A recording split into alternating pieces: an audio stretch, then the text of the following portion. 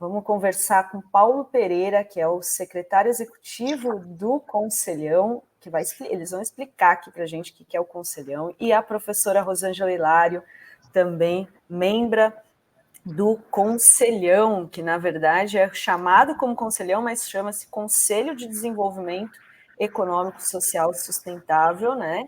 E foi retomado pelo governo Lula 3, agora tinha sido implementado no primeiro governo Lula, e o Bolsonaro, em 2019, acabou com o Conselhão, e agora a gente tem aí esse Conselhão em ativo, e a gente vai falar sobre isso, mas antes queria dar as boas-vindas para a Rosângela, para o Paulo. Muito obrigada por estarem aqui hoje para a gente falar desse assunto. E vamos começar com as mulheres, a Rosângela. Rosângela, fala um pouco do Conselhão, como que tem sido o trabalho nesse ano, se apresenta aqui para a nossa comunidade também. Eu sou quase uma sócia aí do Café Fórum, tem vista que a gente tem feito alguns trabalhos muito legais, divulgado aí o trabalho da Rede Brasileira de Mulheres Cientistas, onde que eu coordeno, né, a Rede Brasileira, e a gente está sempre debatendo questões ligadas à pauta racial, que é assim, o trabalho da minha vida, sabe? Eu tinha tido a oportunidade no Conselhão de fazer o trabalho da minha vida. Pois bem, eu sou a professora Rosângela, eu sou professora universitária, sou professora da Rede Federal de Ensino e fui convidada pelo presidente Lula, que para mim foi uma honra, a integrar o Conselhão como membra. Então, num primeiro momento, junto com o grupo de conselheiras negras, que vocês precisam conhecer, são o xodó da minha vida, assim, é o meu quilombo, como eu costumo dizer para o meu secretário executivo e meu amigo pessoal, Paulo Pereira. Nós fizemos uma revolução dentro do Conselhão do presidente Lula, pautando a invisibilidade das infâncias negras, a importância das mulheres negras dentro do processo de emancipação do povo preto, enfim. Fizemos uma revolução, bagunçando tudo, ficávamos andando atrás do Paulo o tempo inteiro para fazer coisas. E aí, diante desse trabalho e em função de uma visibilidade, eu acho que o Conselhão me trouxe, o Paulo fez a generosidade de me convidar a integrar o Conselhão como parte do lado de lá do balcão, como eu costumo dizer, né? E aí tem alguns meses que eu estou fazendo esse trabalho. De vez em quando eu me perco, eu me confundo. Graças a Deus, as deusas todas, eu conto muito com a generosidade dos meus colegas do Conselhão para me trazer de volta. E, agora você está desse lado aqui, você tem que ajudar a gente também, né? Então, assim, tem sido um privilégio muito grande. Eu já quero agradecer muito, viu, a vocês que estão sempre dando essa oportunidade para a gente trazer aqui as boas notícias que a gente tem feito nessa questão da pauta racial. Muito bem, professora. Queria perguntar agora para o Paulo Pereira, para ele explicasse o que o Conselhão já fez nesse período de praticamente meio mandato do governo Lula. O que dá para dizer assim, olha, isso aqui foi coisa do Conselhão? Muito bem. Em primeiro lugar, só queria deixar um abraço, agradecer a vocês aí, Adri, Rovai, o convite. Eu estou de férias, então não vejo a minha amiga Rosângela há algum tempo. Você quebrei as férias aqui para atender vocês, porque o convite é muito honroso. Então, te dar um oi também, Rosângela. Aproveitar que te vejo aqui para te dar um beijo. Olha, gente, assim, antes de eu responder o que você me perguntou, Rovai, deixa eu fazer um pequeno comentário sobre o que é o Conselhão, né? Eventualmente as pessoas que estão nos vendo não conhecem a estrutura, né?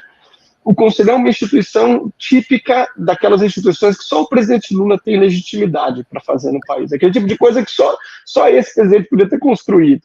É um espaço em que o presidente convida para assessorá-lo, ou seja, ele chama pessoas, lideranças da sociedade, para dizerem ao presidente, percebam um gesto, né, de humildade, de abertura do presidente da República, para dizerem ao presidente quais são as estratégias que ele devia adotar para o desenvolvimento, primeiro era econômico e social, e nessa refundação transformou-se em econômico e social sustentável, ou seja, como fazer o Brasil crescer, como fazer o Brasil distribuir renda e diminuir a miséria, e como fazer crescer, distribuir renda e diminuir a miséria, preservando o meio ambiente, fazendo a transição ecológica. Essas lideranças são lideranças dos mais diversos setores sociais, por isso que eu digo que o Conselhão tem a cara do presidente Lula. Então, sentam na mesma mesa os empresários, os maiores empresários do país, os bancos, as empresas multinacionais que têm representação no país, mas, ao mesmo tempo, os representantes dos trabalhadores, os representantes do ativismo, os representantes da academia, da ciência e assim por diante. Então, você tem na mesma mesa os donos do capital, os representantes do trabalho, dos trabalhadores, e toda essa riqueza maravilhosa que o Brasil tem em termos de ativismo social, ambiental, racial, de equidade de gênero e tal. O presidente Lula reconstruiu o Conselhão no primeiro dia de governo dele, a partir de uma medida provisória, e nos ordenou, ao ministro Alexandre Padilha, que é o coordenador do Conselho, e eu que sou o seu secretário, de que esse Conselhão fosse ainda mais diverso do que os anteriores. Então, vejam que interessante, quer dizer, a representação de gênero foi sempre muito baixa no Conselho, nós chegamos a ter edição com 3, 4, 5% de mulheres. Essa nova formação, o Conselhão tem 40% de conselheiras. A representação racial, Rosângela, né, uma ativista, uma das nossas mais importantes líderes nesse campo, nós chegamos a ter edições do Conselho que tinha um negro, 2 negros, né? Nós temos 33% de pessoas que se autodeclaram, né, pretas, pardas ou indígenas, e isso mudou um pouco a temática. Para te responder rapidamente e não segurar vocês, para a gente privilegiar nosso diálogo, o que eu acho que o Conselhão fez nesses 2 anos, né? Em primeiro lugar, assim, a gente formou o Conselhão no ambiente do 8 de janeiro. Isso é importante de ser lembrado. Então, o Conselhão normalizou o diálogo no país de novo. Eu acho que isso é super importante ser marcado. Quer dizer, hoje o presidente da República senta com qualquer empresário, com qualquer trabalhador, mostrando para uma parcela da sociedade que o presidente Lula veio para governar para todos. Não veio para governar só para os que os elegeram. E aí eu faço um depoimento de que o presidente Lula não fez nenhuma exigência na composição do Conselho. Evidente que a gente não quer no Conselho ninguém que tenha descumprido as regras, que tenha lutado contra a democracia no Brasil, mas o recorte ideológico partidário não foi importante.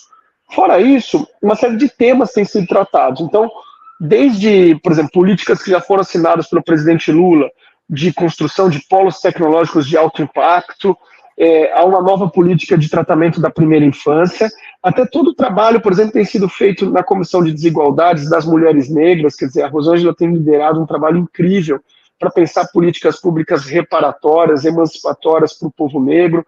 Tem uma série de debates envolvidos na área de crédito, na reconstrução da capacidade de compra dos inadimplentes, contribuições na reforma tributária, defesa da taxação dos super ricos, enfim.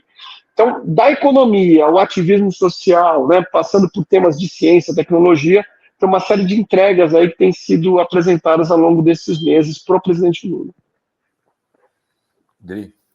E assim, como que funciona? Vocês estão se reunindo e fazem as elaborações e passam para... Ou também tem a questão consultiva, assim, chegam coisas para vocês, Rosângela? Como que é o funcionamento, assim, efetivo? Tá no mudo, deixa eu... Eu estou achando que estou assim na sala de vocês, né? Existem as comissões temáticas, né, que desdobram em GTs, que se reúnem periodicamente, né? Então, tem a Comissão de Combate à Desigualdade, me corrija aí, Paulo, vai me ajudando aí. Tem a Comissão de Direitos e Democracia, a Comissão de Tecnologia e a Comissão de Economia, se eu não me engano, não é isso, Paulo? Assuntos econômicos e sustentabilidade também. Desculpa ter te interrompido, Rosângela. Não, mas é isso mesmo. É porque, assim, eu sou muito ligado, Dri, quem me conhece sabe disso, a 2 comissões especificamente, né? Que é a de combate às desigualdades e direitos e democracia, o que é um equívoco nosso, né? A gente já fez uma reunião entre as conselheiras negras, que são muito atuantes, nós ficamos todas concentradas em 2 comissões, direito e democracia e combate às desigualdades, né? Mas são 4, então, são 4 comissões que pautam, né, a partir do diálogo com a sociedade civil, como é que o Conselhão vai para lá e para cá. Agora, eu tenho que dizer para você, até fazer publicamente um agradecimento aqui para o Paulo, enquanto secretário executivo, que ele tem dado muita assim, atenção, a gente vai demandando ele na questão da pauta racial mesmo, né? Porque eu tenho dito ao Paulo que não dá para a gente discutir política pública de compensação de renda, política pública de melhorar a qualidade da educação básica, política pública de igualdade salarial, sem interseccionalizar com raça. Não tem como, né? Porque quando a gente começa a discutir e vai detalhando, então a gente vai percebendo que, sobretudo, mulheres negras estão sempre na base de qualquer espaço. Então eu tenho sido, assim, eu acho que um sonho e um pesadelo para o Paulo, sabe? Porque eu fico andando atrás dele, literalmente, porque ele tem uma agenda perversa, e aí eu não consigo sentar, e eu vou andando atrás dele dizendo, Paulo, a gente tem que fazer isso, a gente tem que fazer isso. Óbvio. E aí, quando a gente vai fazendo alguns movimentos, isso vai impactando todas as outras comissões. E a gente vai trazendo, pautando discussões que são importantes para que o presidente Lula atinja, alcance aquilo que ele pautou no plano de governo dele, que é melhorar a vida de todas as pessoas, não só de algumas pessoas privilegiadas e escolhidas. Então, as duas coisas. E 2 vezes por ano a gente faz um pleno, que é maravilhoso, que o presidente vai escutar o que os conselheiros dele têm a dizer para ele, o quanto eles estão contribuindo para que essas pautas avancem. Então, eu penso que seja um movimento de 2 mãos mesmo, direito. E Paulo, já é aquele que eu te perguntava, fazendo na primeira pergunta, já dá para dizer algumas coisas que foram, isso aqui teve a mão do Conselho? Dá sim, vai. Olha, um pouco o que a Rosângela estava dizendo, mais para dar essa visualização para vocês. Então, o Conselho tem 5 comissões permanentes, são essas que a Rosângela nos disse. E como é que funcionam? Quer dizer, essas comissões estão em permanente diálogo com os órgãos do governo, né? A gente pensa muito no presidente, mas não é só o presidente. Quer dizer, quando o Ministério da Fazenda vai lá fazer o desenrola, tem gente do Conselhão junto discutindo o modelo. Quando você tem uma nova política, por exemplo, de prevenção às mudanças climáticas do Ministério do Meio Ambiente, tem gente do Conselhão junto discutindo. Nós estamos agora discutindo no Brasil um modelo de regulação para a inteligência artificial. Os ministérios envolvidos, MCTI, MEDIC e tal, convidam pessoas do Conselhão, mercado de carbono. Então, primeira coisa, assim, no campo das comissões, você tem um contato permanente, essas comissões se reúnem pelo menos uma vez por mês, com aquele assunto que elas entendem que é o assunto mais, vamos dizer, imediato, mais relevante, mais urgente do governo naquela temática, né? Então, esse trabalho é um trabalho contínuo e, às vezes, como você perguntou, foi a Adri que perguntou, desculpa, Adri, às vezes isso vem do gabinete do presidente. O presidente diz, esse tema eu quero que o Conselho analise, como foi agora, por exemplo, no caso da inteligência artificial. Então, essa é uma coisa. Aí os conselheiros escolhem, por semestre, temas que eles querem fazer um tratamento mais especial. Então, por exemplo, a Rosângela está liderando um grupo que formado a partir de um convênio, né, com o Banco do Brasil e o Ministério da Igualdade Racial, vai fazer uma política de reparação racial para as empresas públicas e para setores do governo. Isso deve ser entregue agora no final do ano. Mas respondendo coisas que a gente já entregou, tá, Roberto? O que você perguntou, eu vou dar 2 exemplos. Um dos grupos que o Conselho formou no ano passado foi um grupo para pensar políticas de primeira infância. E aí esse grupo ficou, ao longo de um ano, visitando estados brasileiros, conhecendo políticas que deram certo, municípios que funcionaram, municípios que não funcionaram, se reunindo com todos os ministérios do governo para entender quais políticas já avançavam no governo, e aí propôs uma série de medidas para o presidente da República. Então, uma delas, por exemplo, é a criação de um comitê específico para monitorar as políticas de primeira infância, vamos dizer, integrando todos os ministérios. Depois propôs metas de integração para saúde, educação e assistência para a primeira infância, e assim por diante. O presidente, no último pleno, assinou um decreto instituindo essas políticas. Para dar só mais um exemplo, e aí chuto a bola para vocês de novo, a gente tem um grupo de cientistas e empresários que se reuniu também ao longo do ano passado para criar um modelo que permitisse que o Brasil tivesse investimento no que a gente chama de projetos tecnológicos de alto impacto. Então, qual que é a ideia aqui? Olha, o Brasil investe bastante em inovação e ciência e tecnologia, né? Para os nossos padrões de PIB, o Brasil é um país que tem uma política. O presidente Lula reconstruiu as políticas de investimento em ciência e tecnologia que estavam destruídas da administração do Bolsonaro. Agora, para você fazer o hidrogênio verde, ou para você fazer um programa de inteligência artificial para combater desastres, assim por diante, esses programas mobilizam vultuosos recursos e precisam de desenhos específicos, para você trazer o empresariado, assim por diante. Então, esse grupo de cientistas e empresários propôs ao presidente Lula um desenho específico de como financiar esses projetos, e o presidente Lula também criou a política aí no último semestre, né? Esses dois programas, por exemplo, estão começando a ser executados no governo federal. Agora, para dar um pouco de spoiler, esse ano sai um grande programa de reparação para as empresas estatais, que a Rosângela tem uma liderança importante, tem trabalhos no campo de periferias, o que fazer para desenvolver políticas culturais, políticas econômicas em periferia, tem um grupo de combate à fome. Então, todo semestre tem entregas que o presidente avalia e aquelas que ele acha que são adequadas, ele ordena que o seu governo avance e implemente. Tem uma pergunta aqui da comunidade sobre essa questão do fogo, né? Assunto imediato é fogo urgente, nosso ambiente está morrendo. Carlos Sperber, ele diz ainda, o corte de combustíveis fósseis e investimentos em educação e restauração ecológica serão efetuados, né? Acho que é um tema que tem temas, né? Um tema urgente mesmo. Isso está sendo debatido no Conselhão, essa questão dos incêndios, né? Muito, viu, Dri? Olha, primeiro assim, o Brasil está pagando a conta de ter tido quase uma década de negligência sobre esse assunto.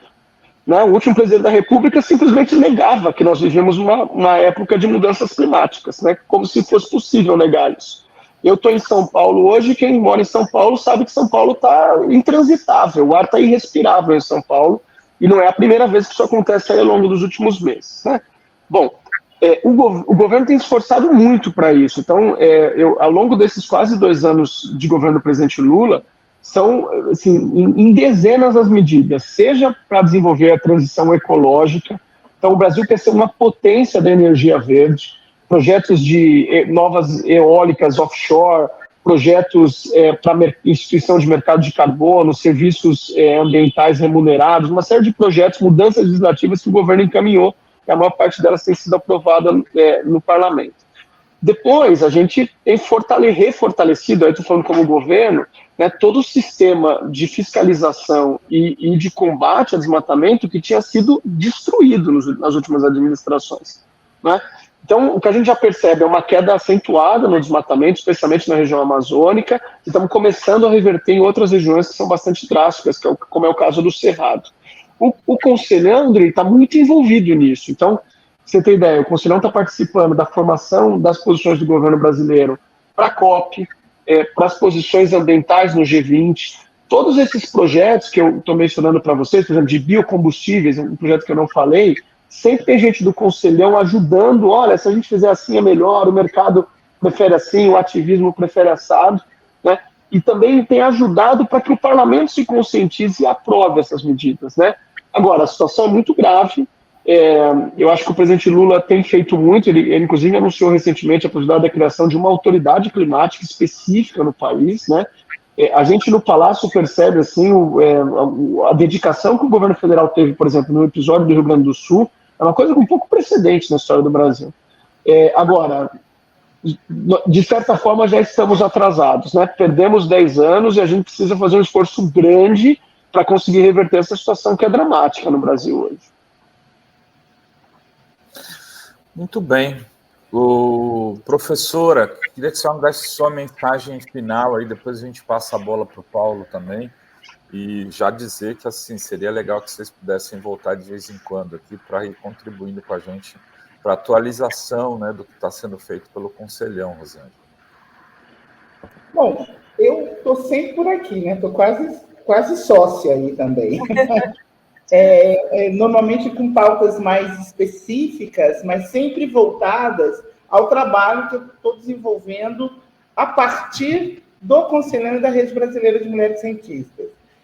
Assim, para mim está sendo, eu digo isso com muito carinho, o trabalho da minha vida mesmo, sabe? Que é pautar temas como, por exemplo, tirar as infâncias negras da invisibilidade. Isso é sensacional. Nós vamos ter uma reunião a semana que vem, que eu passei o último mês, uma oficina, que eu passei o último mês atormentando a vida de todas as pessoas para sair o mais depressa possível, sabe? Porque assim, Rovai, quando eu avanço, nem que seja um pouquinho, um monte de criança passa a ter esperança, uma pancada muito grande de jovens passa a ter referência, e a gente começa a mudar de verdade a vida da população negra. Isso, para mim, é mais do que um trabalho, é quase uma profissão de fé. Então, assim, eu vou voltar, sim, e com notícias muito legais, porque o que a gente está preparando para apresentar ao presidente Lula, não só para apresentar ao presidente Lula, mas para mostrar ao Brasil o empenho de verdade desse governo para fazer uma reparação que é devida ao povo preto desde sempre, né? Obviamente, a gente não vai conseguir consertar tudo em um semestre, em um ano, nós vamos levar muito tempo. Mas esse pontapé inicial é um pontapé dado com força e na confiança de que a gente vai atender um ponto que vai, inclusive, movimentar o desenvolvimento não só econômico, mas principalmente social do Brasil. Você não imagina o quanto eu estou ansiosa, alegre para vir aqui contar, que agora eu não posso contar ainda, porque senão é spoiler, e meu secretário me põe de castigo. Então, ó... Então, bom, já queremos ser os primeiros a saber, hein? Ó, Com certeza. Paulo, tem sua mensagem final, mas também responde aí o Reinaldo Holanda pergunta: o conselhão dá conselho sobre a comunicação no governo? O povo está preocupado. Olha só, Renato, deixa eu primeiro elogiar vocês pelo trabalho, né? A gente acompanha muito tudo que vocês fazem daqui, parabéns, vocês têm cumprido um grande papel para o país, né? Que tem a ver com o tema da comunicação, né? O nosso campo progressista tem muito a avançar nisso. Eu acho que vocês estão na ponta, nos ajudando, né, a pensar estratégias. Nós estamos vendo aqui, vocês estavam falando antes da gente entrar da eleição de São Paulo, cada eleição a gente toma um susto e nós temos que nos preparar porque a situação não está fácil, não. Mas dizer para vocês assim, primeiro estamos sempre à disposição, é um prazerzaço estar aqui, a gente quer trazer as novidades do Conselho para vocês. E também quer levar demandas de vocês para lá, quer dizer, quando vocês quiserem discutir algum tema, que vocês quiserem que a gente busque lá um especialista, estamos super à disposição, acho que vai ser maravilhoso. Quero aproveitar aqui a Rosângela para homenageá-la, e em nome dela homenagear as conselheiras e os conselheiros todos. Olha, gente, o que o presidente Lula fez não é banal, porque, de certa forma, ele está ajudando a reconstruir o ambiente público no Brasil, né? Rolou muita fake news quando o conselho foi recriado, dizendo, olha, os conselheiros ganham um dinheirão, os amigos do Lula e não sei o que, tal. Primeiro que não são amigos do Lula. Quem pegar lá a lista do conselho vai ver que tem gente ali que apoiou explicitamente outras candidaturas. Depois, todo esse trabalho é um trabalho voluntário dos conselheiros. Então, super empresários, super ativistas, super professores que deixam um belo pedaço da tua vida. No caso da Rosângela, eu até brinco, não sei como é que os conselheiros dão conta, né? Como é que tocam a vida, como é que levam comida para casa, para tentar trazer ideias para o Brasil, porque a gente não pode desistir do Brasil, né? E essa é uma oportunidade que a gente não pode perder. A chegada do presidente Lula ao governo e sendo liderados por um ministro como o ministro Padilha, que é um homem aberto, arejado, capaz de oferecer mudanças ao país, a gente tem uma chance de dar pequenas contribuições que sejam, como disse a Rosângela, que possam fazer nosso povo ver melhor, né? Nosso povo, para encerrar, né? Eu acho que pôde perceber avanços nos últimos 2 anos, a maior renda do trabalhador em muito tempo, a inflação foi negativa mês passado, está reconstruindo o crédito, mas a verdade é que o nosso povo precisa de muito mais, né? Um país muito desigual, muito massacrado, nós temos muito o que fazer e estamos lá tentando dar a nossa contribuição, mas agradecendo a vocês pelo trabalho incrível que vocês têm feito aqui, contem sempre com a gente. Muito bem, Paulo, muito bem, Rosângela, muito obrigado a ambos aí por esse papo. Portas abertas, né? Exatamente. Obrigada, viu, Rosângela e Paulo? Bom fim de semana para vocês e até a próxima. Obrigado, Sextou, né, gente? Sextou. Obrigado, gente. Vai se divertir, Paulo, né? O Paulo tá de férias, de né? férias.